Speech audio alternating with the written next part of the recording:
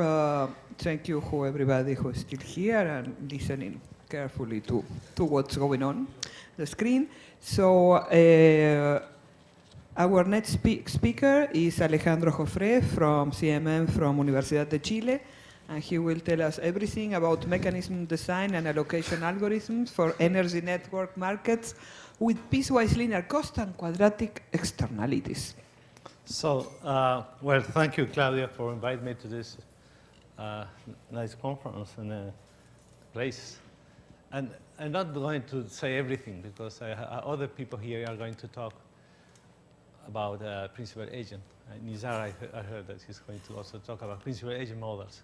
So I divided my talk in two parts. First is focused on trying to understand the behavior of agents, generators, when they have the possibility to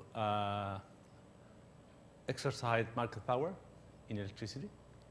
And the second part is trying to remediate this problem using mechanism design for introducing a new wave of, or new payment rule for reducing in some way the market power. So this is the main goal. So let's spend some time to explain some of the characteristics of the electricity market for those that they are not expert. And I'm sorry for the expert because they are here very good expert on that. And so, this is the outline of I'm going to spend some time on motivation of the introduction. Then I'm going to talk about games and connected with the electricity market. And then intrinsic market power, this generator exercising market power. And then the second part is extended mechanism design and efficient regulations. So, okay, I am in the setting of a oligopoly, the few companies, like 5 companies, 7 companies. This is usually the case. We are not, in that sense, we are not in the case of a perfect market. We are then generators could then introduce some manipulation of prices, some activities for getting more profit. And an externality here means there are many externalities, as you know, but here I'm going to focus on congestion, friction coming from congestions in this kind of market. And also in the second part, I'm going to talk about asymmetric information because, as you know, ISO, this special agent that Goldman was talking about in the previous talk, the ISO, this independent system operator, has some information which is not the same as a generator because generator knows exactly the production cost. Then there is asymmetric information between generators producing electricity and the ISO. Okay, examples. This is an example of high voltage transmission grid in Europe. The same for in California. At each node, you have different technology for producing electricity, or also demand nodes. Cities that are demanding electricity, and the demand nodes and the supply nodes are connected by this grid, transmission grid. And we are going to only look at the layer of transmission, high voltage transmission electricity. Okay, so different technology has different cost functions. Here, for example, in this picture, you see 2 different cost functions. This is a quantity produced, and this is the cost, right? I can make a picture of quantities and prices. It's the same, right? Because the prices are going to be, in this case, the slopes. I can then formulate the problem in terms of cost functions like this. Convex, piecewise constant, for example, like this. Piecewise linear, or in terms of prices. than piecewise constant in the case of prices. So then this is the Brazilian, oh, it's not very clear. This is Brazilian interconnected grid system. This picture is from ONS. And you see that there are different topology here, then a very dense system here, less dense there, some trees structures. That is going to be important for congestion, right? Because, and for monopoly behavior. This area is going to be, well, you know, if you, depending on the number of generators, you're going to be more or less monopoly behavior here. In this case, there are more competition because the network is more dense, so you have different behavior. In this slides coming from ONS, they recognize 97 agents, 97 different agents, so which is a lot. But then in the intuition say you have a lot of agents, then you could have more competition, right? More agents, more competition. But from the fact that the agents are located in different locations on the space, then even if you are 97 agents, if you have here few, then you are going to get oligopoly, locally oligopoly behavior, right? So this is important to retain, to think about, because I'm going to be focused on these ideas. Okay, so market is a simple case. It's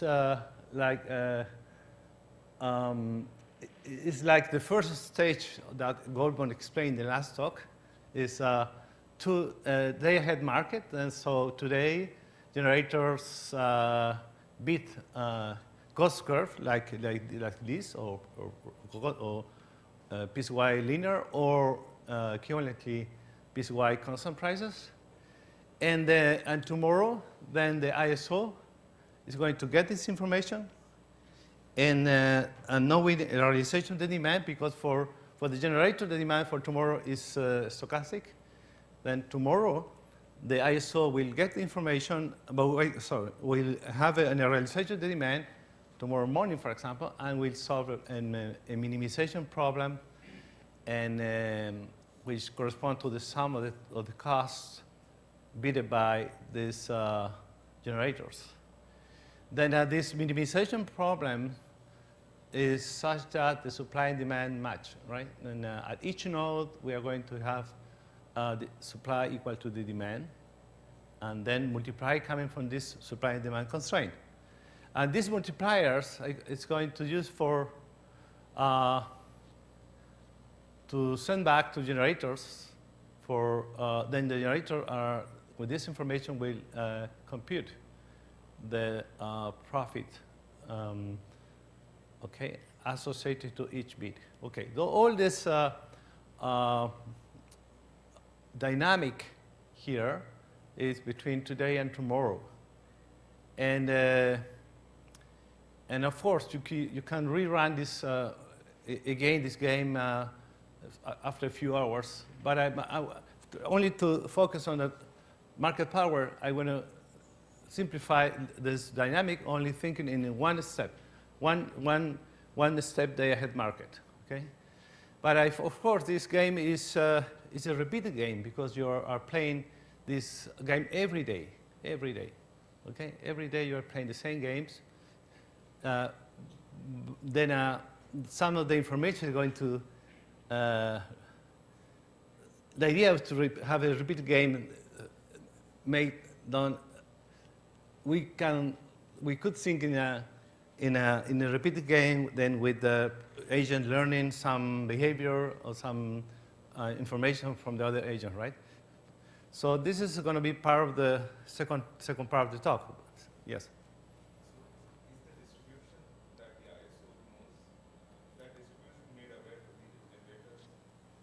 Sorry. The ISO will calculate prices based on some distribution. The ISO, well, or it calculates them after the realization. Okay, today generator will bid some cost function, right? Okay. These cost functions are computed in terms of expectation about the profit, right? But tomorrow, the ISO will get an realization of the demand. Mm? So, and the ISO is something that the ISO is the real agent.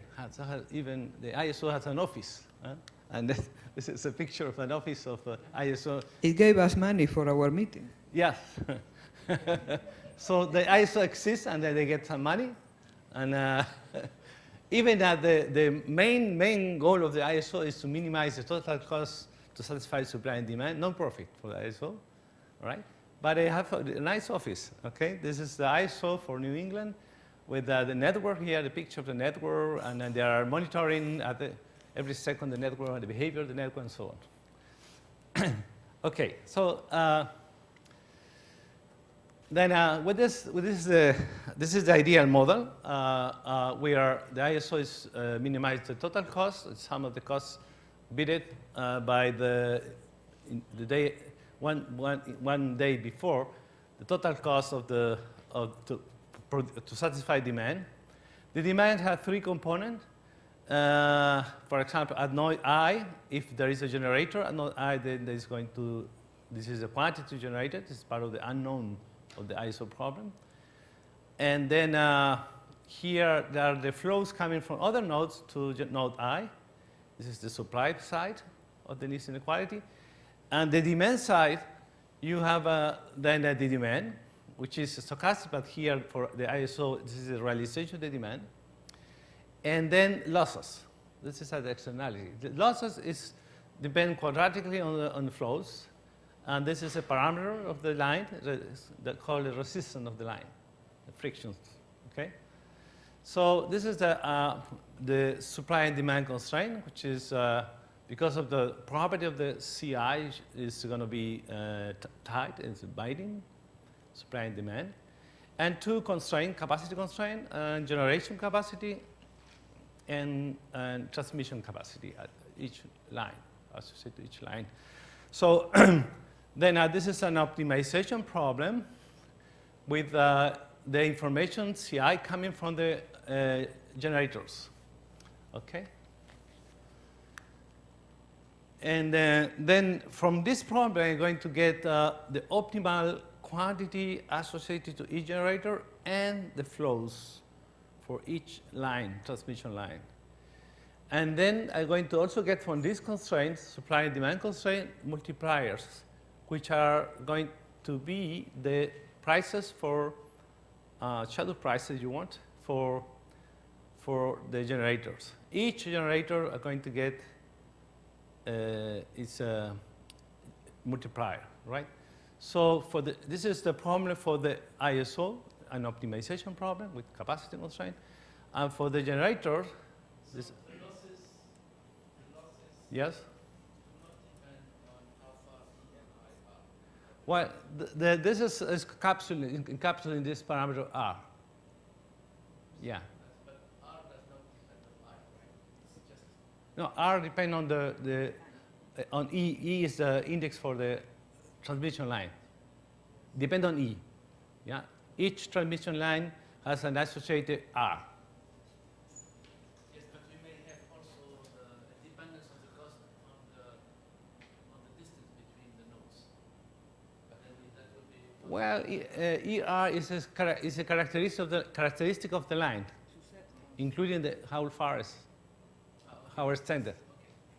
Yeah, well, you know, if you enter in a more precise characterization, is not linear, of course, but I am assuming that this is called DC approximation, which is one of the very usual approximation in the electricity market. Okay, but this coefficient is characteristic of each associated to each line.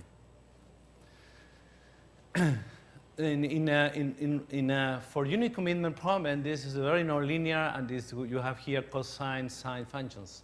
But you're assuming that the angles are small, and so this is an approximation of this term, quadratic. And okay, so these are only notation. Q is the optimal solution for the internal flows, and the lambda is the Lagrange multipliers associated to this problem. So this is a generator problem.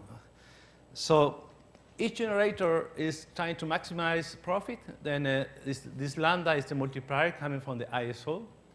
Q is the quantity, also the optimal solution computed by ISO. And this is the real cost. Then real cost of producing this quantity Q. So it's interesting to see that the strategy for the generator is these bidding curves, convex and decreasing with the slope bounded. And these are the strategies. The set of strategies is the infinite dimensional space associated to the all possible cost curves. Okay? So the problem for the generator is an infinite dimensional optimization problem, maximization problem. And for the ISO, it's a minimization of the total cost of the system. So there is a conflict between generator behaviors and the ISO behavior. So they are, and this conflict is solved using this Nash equilibrium idea. So an equilibrium is a combination of quantity, lambdas, and a cost curve. Well, in general, in some cases, it's possible to prove the existence of pure strategy, this cost curve. And in other cases, in general, we are not able to prove the existence of pure strategy. We are done working on these measures on the space of these convex non-decreasing functions, right? So this is called Mies strategy. So in general, we prove the existence of Mies strategy, but in some particular family of problems, we are able to get a pure strategy solution for this equilibrium problem. Here, again, we are in the simple case where the generator are neutral risk, but it's not the result are completely valid when you introduce here a function, a concave, strictly concave function on the profit. Okay. So the demand, this is expectation because for the generators, the demand has uncertainty on the demand for tomorrow. They compute this, and from this, they compute all the. It's like a Nash. We are in the Nash context in the sense that they are able to compute the lambdas and the Q and do all these calculation, mental calculations. Okay. Associated to all possible demands and costs and so on. So these are the previous works on this kind of equilibrium problem, but this previous work, part of the previous work, were limited only in terms of network, in the sense that they are not considering nonlinear externality like congestion. But there are some other work we are also more recent introducing and also losses. Okay. So as I say in the beginning, one of the main issues here is what is the behavior of these games, and how is the interaction between the ISO and the players, on the interaction between the ISO and the generators in terms of information, in terms of strategies. So let me, just 5-minute game theory short. I want to stress only one point in terms of game theory, and because Sylvain is here, then I'm going to insist on that. Just to say that what is complicated in terms of game theory here in this model is that is these points. in this point, when, well, here, imagine that this is the first generator. Then the first generator is cheaper here, at least for this level of demand. So the first generator is producing, okay? Then here change technology or change, for some reason, have change of cost, slope. And then at some point, you have the two generator with the same level of cost, which is very natural. And then what will happen in this case is that the delta of, one delta of demand is share, the usual rule is 1/2, 1/2. And when you introduce this kind of tie-breaking rules, 1/2, 1/2, that produce discontinuities on the payoff. And these discontinuities are really bad because they induce, the payoff functions, the profit function lose continuity property, but deeply in the sense that they are not anymore lower or upper semi-continuous, because 1/2, 1/2 means that the payoff functions have this kind of behavior, then one like this, and then a point like that, and that. So then this is kind of a discontinuities. Well, and there is a famous result by Rennie in 1999 that proved that even with this kind of discontinuity, this is the classical result, require upper semi-continuity and lower semi-continuity of payoff, upper in both variable, lower in one, and then you have existence of Nash equilibrium under convexity and compactness. But then in this case, with this jump and a point in between, you don't have this property, the classical property, and then you require something more sophisticated. And then Rennie here introduced the notion of better reprice secure, and basically he proved existence. And in 2006 we proved some specific result for guarantee this better reprice secure property, and we used this result for proving existence in this kind of discontinuities, and in the case of discontinuities for this electricity market, discontinuity on the payoff. So this is the only difficulty or novelty in terms of existence of the equilibrium, Nash equilibrium in this case. So, okay, this is just a point I want to make concerning existence. Okay, but what about, well, this is the result. If we, under these conditions, basically this is feasibility, compactness, and convexity, and some continuity, but not the continuity with respect to, this is not the continuity of the payoff function. It's just the continuity of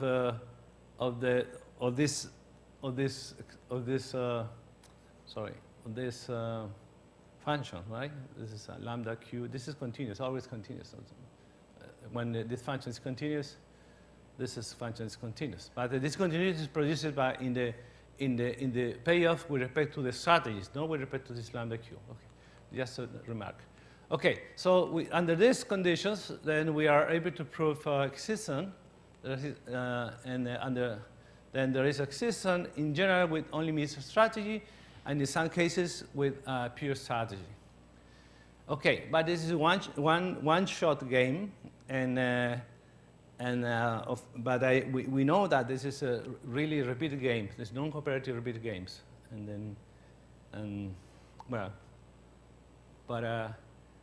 repeated game, non-cooperative repeated game is something that is not well developed, right, Sylvain? So, okay. So, intrinsic market power is, this picture I show many times, but just for those that don't know this kind of behavior, when you have this two node, one demand here, demand there, one generator here, one generator there, and the cost function are linear, very simple case, linear. So the Nash equilibrium with one line, R, only one line, then the Nash equilibrium is the real cost divided by 1 minus 2 RD. So if the resistance is 0, then the Nash is equal to the real cost. Then it's the perfect it's like it behaves like the perfect market. Nash, the equilibrium is exactly the real cost. If not, if you have losses or you have the possibility to transmit electricity from this node to that node, then the equilibrium is the real cost divided by 1 minus 2 RD, which this is number lower than 1, and then the Nash is strictly greater than the real cost. It means that the equilibrium induces market power in a natural way when you have this line connecting these two nodes. But which is even worse, that the Nash equilibrium here is the generator 1 is going to produce D, generator 2 produce also D, and there is no electricity, this light is not used. Okay? There is no electricity coming from node 1 to node 2. So then the existence of this line induces this market power, but this line is not used. Okay? This is kind of behavior that we want to avoid. And this is, again, the ISO problem in the case of two nodes, minimizing the total cost, supply and demand constraint. And I remove here the capacity only to concentrate on the market behavior. Okay. Two more property before going to the second part. We have good behavior with respect to the optimal solution for the generators, for the ISO, sorry. We have the leachy behavior with respect to generators, sorry, with respect to ISO optimal solution for the ISO. And then the difference between the optimal value is bounded by this quantity, and the constant depends only on the network parameter, resistance and capacities. And for this Lipschitz behavior, these losses are very important because the quadratic losses induce good behavior with respect to optimal solutions. Otherwise, if you don't have losses, it's more difficult to get this Lipschitz behavior. This is the market power formula. We proved that in general, in the picture, yes, I showed two node case. But in general, this is the case. The difference between the equilibrium prices and the real cost, this difference is lower bound by how much the generator I, this is for each I. For each generator, the difference between the real cost here and the equilibrium price, sorry, is then bounded from below by this quantity, which is how much the generator I expect to produce, divided by this constant eta. Eta depends on, again, from the parameter of the network. But it's if, for example, if the generator I expect to produce something positive, so this quantity is positive, and then there is always a difference between the equilibrium price and the real cost. There's always a gap between the equilibrium price and the real cost. It means that the market power is always there. It's always part of the problem. It's part of the equilibrium if we have losses.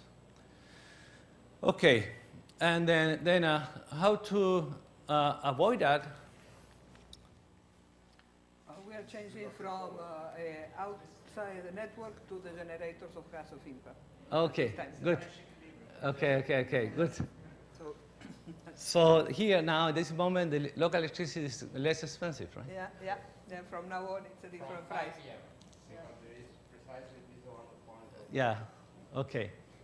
But here you are taking the on-off strategy. It's a discontinuity. Yeah, this is 0-1 strategy. Then now you're not getting. No. Part of the. The system is always served as external. Okay. So it's like this. Okay. Okay, it's like this behavior. Okay, good. Thank you very much for. Demonstration stage like a purpose? Or No, No, it's true. It is true. Every day at 5. Maybe We use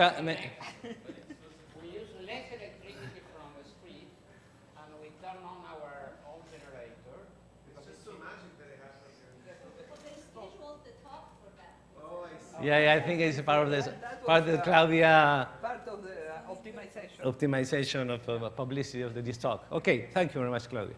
And then how could we avoid this behavior? Could we introduce a new way of payment rule instead of using Lagrange multiplier, using something different? This is the question I'm going to solve. So for this, we require we are going to use this mechanism design theory. And the mechanism design works well when the game is in the context of Bayesian games. And this is why I'm going to introduce the equivalent of the two-node case, but in the Bayesian context.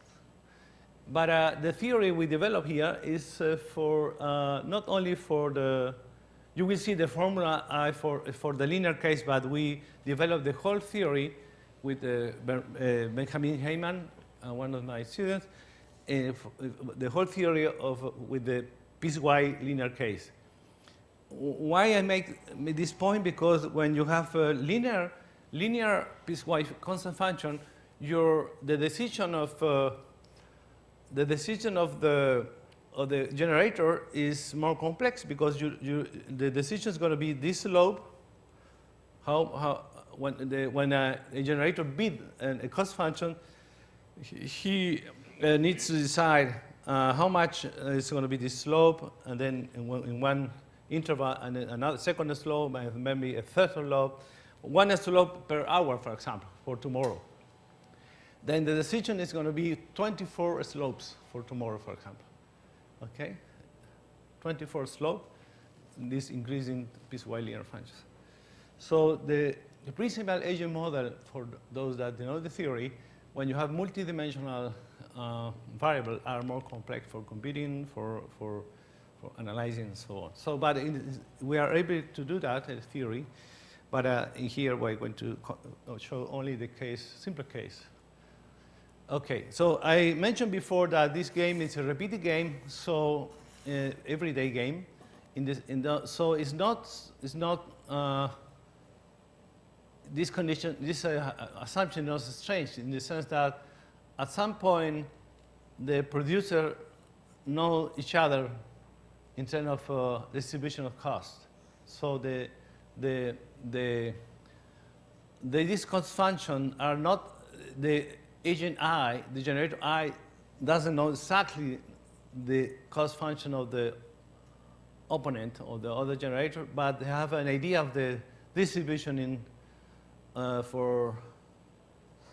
distribution of the cost. They then generate. Then this is common knowledge information. The distribution of the cost for all the players, because they play every day, and they know more or less. They have an idea of the cost distributions. Okay, so this is the problem, the new problem in case of piecewise linear functions, and for the ISO minimize this. Okay, so this is again supply and demand and a multiplier lambda, and this is an example that is not very clear, but this is an example, numerical example we will simulate later. This is a complex network with a dense pair here and less dense pair there. It's a 100 node network, including supply and demand nodes. Okay, in the case of two nodes, this is we have an idea of the explicit solution of the problem. This is something interesting in terms of going into detail of this formula. We are able to, in some way, to recompute the cost associated to each generator, including losses. For each generator, I look all the possible transmission lines and re-update the cost function, including possible losses, And then and I say that because in some way I am still in the merit function, criteria for electricity for cost functions. So, okay, this is, skip this. Then we have here a way to compute the Nash equilibrium for the two-player case, but we extend this algorithm for the n-player case, in the case of piecewise linear functions like this. And we developed a simpler strategy for computing the Nash equilibrium. And then and why we need that, because we want to do simulation later for this example for 100 node and for the 2 node instance. And okay, and then this is the optimum mechanism theory. As you know, the optimum mechanisms principally models say that instead of using multiplier as a payment rule, I'm going to use a function, nonlinear function. I don't know what function. I'm looking for this function. This is part of the unknown. In order to satisfy the 3 constraints or 3 criteria. And this payoff, this profit now is the difference between payment rule, how much I'm going to pay to generator I, minus the real cost. Here is Ci times Qi because I'm looking for the linear case. But for the piecewise linear case, is very similar to this, except to have a sum of the different slope we multiply by Qi. Okay? But then this is the bit different on how much the generator is going to get from the ISO. Before, this part was Lagrange multiplier times quantity, but now is this formula, this expression, minus real cost times quantity. Okay, let me explain a little more here. Ci is the real cost, and Ci prime is the cost bidded. It's not necessarily the same, right? So the payment rule is made in terms of how much I am going to bid, and here is the real cost, right? So I have this complexity here of the difference between the cost bidded and the real cost. So what is the mechanism design? Mechanism design wants to have 3 conditions. One is, which is called the incentive compatible constraint, saying that if instead of bidding Ci prime, I bid the real cost, then I am saying that the profit is going to be greater or equal to this. So there is an incentive to bid real cost. Remember, I am looking for this formula, this function, such that satisfies these 3 constraints. The first constraint is saying that there is an incentive to tell the truth for the generators. The second constraint is called free participation. Say that if I bid the real cost, is because I'm going to get at least 0 profit, but maybe more than 0 profit. And the third constraint is supply and demand. It's interesting to see that I can introduce in this theory, I can introduce any convex constraint, and it works. The principal agent model or the optimum mechanism theory works if I introduce any convex constraint. Okay? So here the convex constraint is supply and demand constraint, which is convex. So I have 3 conditions. So then incentive compatibility, and free participation, and supply and demand constraint. Okay. So then the question is, how are you going to compute this function, this new payment rule, replacing Lagrange multiplier times quantity, satisfying all the 3 constraints? Okay, this is this theory was developed by Meyerson, and then the Meyerson say that in using this called the revelation principle that I'm going not go explain, but I am only going to say that this principle allows to move from an infinite dimensional problem like this to a point-wise version of the problem, and then we are able to characterize this problem using this reformulation. And just to mention that this reformulation is true only if this ratio is increasing. Ratio is this is the cumulative, this is called monotone likelihood ratio property. We say that the ratio between the distribution function and the density is increasing. Okay, this property is anyway true for any log concave distribution. So I am able to characterize this very complex problem. Sorry, this minimizing cost under the this three conditions: inserting compatibility, free participation, supply demand. This complex problem I am able to characterize as a more simple problem, and even more, I am able to compute this payment rule, and the payment rule is the sum of two terms. The first term looks like the Lagrange multiplier, but it's not exactly. It's the cost time quantity Q is computed that way, plus this quantity, which is called informational rent. This is how much I need to add to this payment in order to get the truth revealing behavior. In another word, this is the quantity I need to pay to the in excess to the generator in order to get the real cost bid by each of these generators. And so the question is, well, you can say the society is paying too much to the electricity generator. Why would we need to pay even more? Okay, and yeah.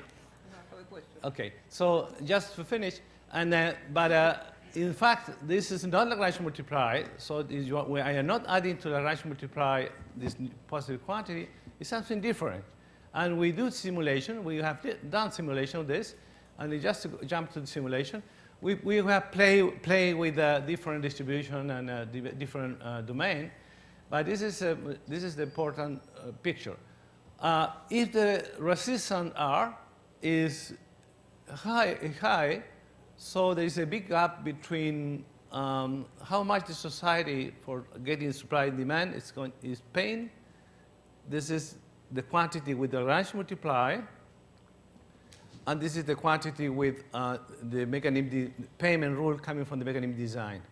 So then, if the resistance is very low, close to zero, so there is no difference between the two approaches, Lagrange multiply and mechanism design. But if you have a very tight transmission system in the sense that the flows are very close from the capacity, then you have a gap, and big gap is here.